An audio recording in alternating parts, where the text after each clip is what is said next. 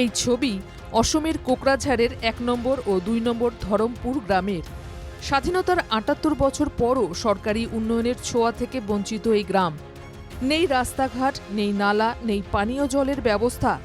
দীর্ঘদিন ধরে পানীয় জলের সমস্যায় ভুগছেন গ্রামবাসীরা। গ্রামে রয়েছে ২টি কুয়ো। বছরের বেশিরভাগ সময়ই কুয়োতে থাকে না জল। প্রতিদিনের নিত্য প্রয়োজনীয় পানীয় জল সংগ্রহ করতে সাইকেলে চেপে হেঁটে দীর্ঘ পথ অতিক্রম করতে হয় গ্রামবাসীদের।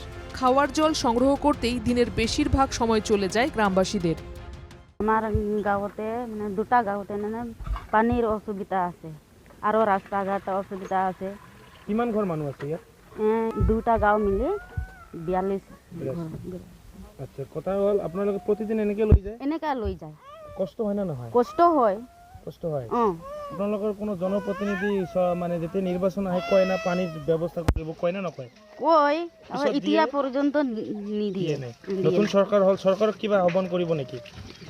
আপোনালোকক পানী লাগে? পানীতো লাগে। এতিয়া কি কৰিব চৰকাৰ, নতুন চৰকাৰ এতিয়াও মানে গম পোৱা নাই কি দিব না দেব। এইটোই বিজ্ঞান এবং প্রযুক্তির দুনিয়ায় এখনও গ্রামের কুয়োতে বালতি ফেলে রশি টেনে পানীয় জল সংগ্রহ করে চলছে দৈনন্দিন জীবন সংগ্রাম। অবিলম্বে এলাকায় পানীয় জলের একটা ব্যবস্থা করে দেওয়া হোক সরকার এবং স্থানীয় প্রশাসনের কাছে আহ্বান সাঁওতাল ছাত্র সংস্থার। এই ধৰমপুৰত যেহেতু আমি দুটা গাঁও পাইছোঁ, এই ধৰমপুৰত যথেষ্ট আমাৰ এই ধৰমপুৰ দুটা গাঁৱৰে পৰিয়াল প্ৰায় ৮৫টা পৰিয়াল আমি পাইছোঁ। আৰু এই পৰিয়ালে দিনে নিশাই আমি গোটেই দিন ধৰি আমি ইহঁতৰ পানী যিহেতু কুঁৱা নাই, কুঁৱা দুটাৰ কুঁৱা, আৰু কুঁৱাৰ যিটো গোটেই বছৰলৈকে এই কুঁৱাৰ পানীটো নাথাকে।